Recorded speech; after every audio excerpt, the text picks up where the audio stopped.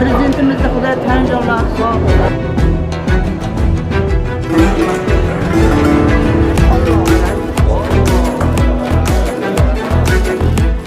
Bugun Namangan xalqaro aeroportidan Haj 2025 dasturi bo'yicha ilk aviaqatnov amalga oshirilmoqda va unda namanganlik 430 nafar ziyoratchi Saudiya Arabistoniga jo'nab ketmoqda. Undan tashqari 5083 nafar ziyoratchi ushbu dastur bo'yicha Saudiyaga yetkazilishi rejalashtirilgan.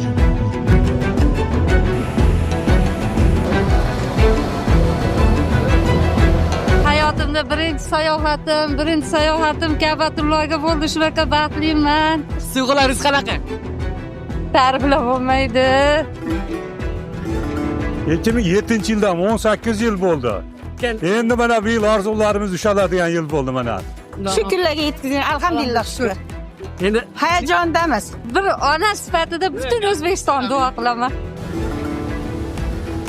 Prezidentimizga mingdan ming rahmat. Shunchalik sharoit yaratgani uchun barcha tashkilotchilarga rahmat.